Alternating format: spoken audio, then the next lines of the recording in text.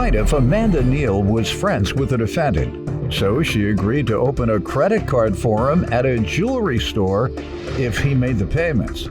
However, she's suing because he stopped paying the bill and it went into collections. Defendant Caleb Eichard says he went down the wrong path and was addicted to opiates and fentanyl, but he went to rehab and has been sober for 7 months. Caleb says he intended to pay off the bill, but Amanda tried to change their agreement. Start with you.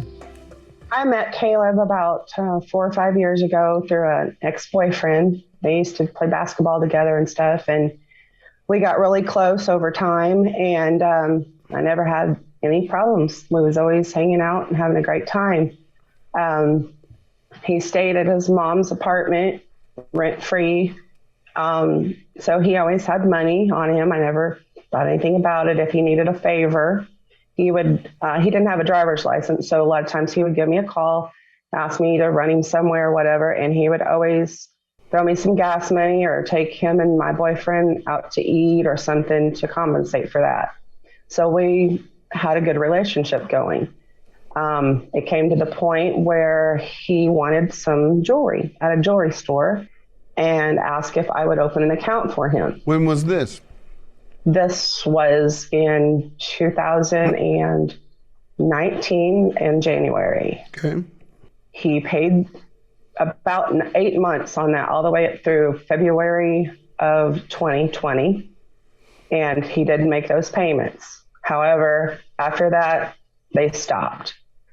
And then it started going into a situation where it was going to go to collection, and I kept trying to reach him. What happened to the friendship? Why did you mean you kept trying to reach him? You all weren't friends anymore? We spoke, but it was getting really rough. Why? At that point. Yes. Why? Because he wouldn't keep his promises to me. What did you say to him? I had sent him many text messages, which you'll see. There's several pages of texts back and forth where he would say, "I'm sorry. I planned on paying this." All right. And so you all never hung out after that, obviously. No. Plaintiff Amanda Neal is suing her former friend, who admits he was addicted to opiates and fentanyl. Let me hear from you, sir. We were really good friends, and like she said, and I would take him out to eat, you know what I mean? But I will be honest with you, I went down the wrong path, and I went to rehab, and I've been sober for 7 months. And that's a big reason of why I got into some legal trouble. I'm just, completely being honest. And I'm a recovering addict, and there was some arrangements that went right on both ends, but because I agreed to pay $100 a month, and then out of nowhere, it seemed like she said I have to pay the whole thing at once. And I was just a young, dumb kid, to be honest. And I'm just trying to make it right. If I may say, according to what he just said about paying it all at once, that was only because I got a letter from the company that they were sending. Actually, K Jewelers was getting ready to turn it over to collection.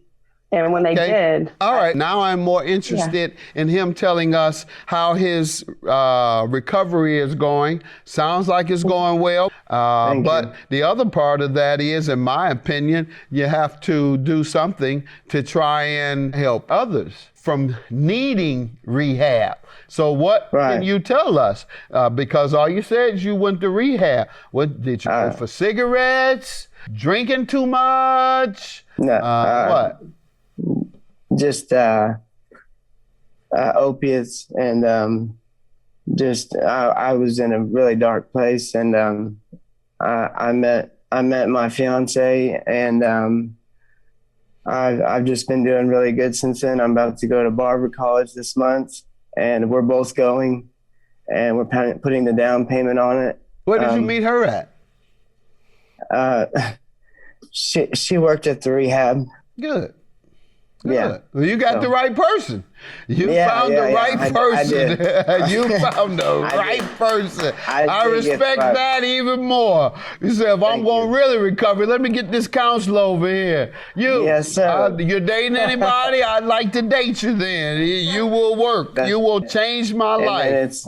And then it's changed my life ever since. Excellent. So, and now I understand the world doesn't stop. I still have to make up for my wrongs. And I am very sorry, Amanda. And please tell me you go to meetings. You go to meetings, obviously. Yeah. Okay. Yeah. And transitions outpatient. I go every week, take a urine screen and all that and talk to a counselor. Were you ever an inpatient? Yeah. Okay, when did you leave? That's where I met my fiance in October. Okay, and you go to the ENA meetings? Yes, sir. Well, I try to make at least once a week. I've been to 3 rehabs, and this one's it. I'm never going back down that road. Now, this is your third. Tell me how many months or days you spent in the others.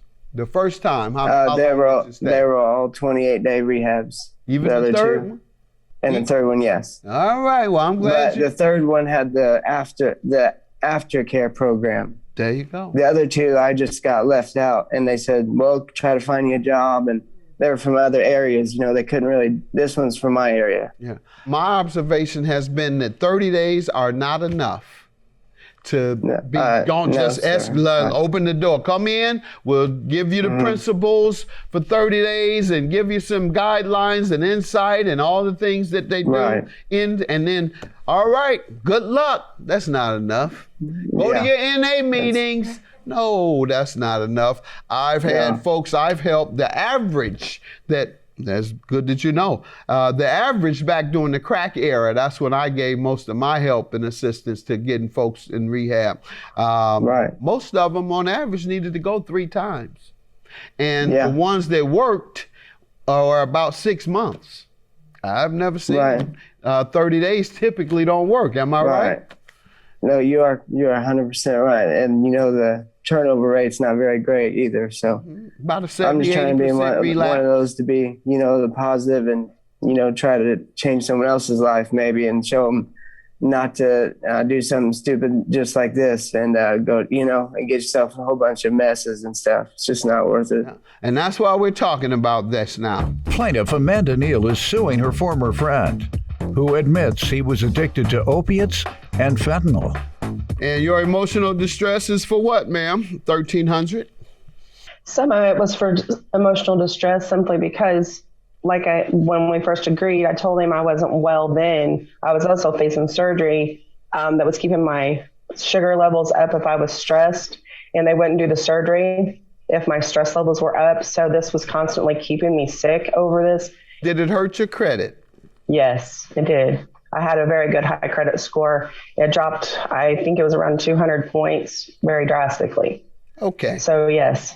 To be very clear, I would not grant you money for emotional distress because of a debtor not paying you monies that he owes. And I wouldn't accept that he is causing you illness or aggravating your illness just because you're not getting money that you're due.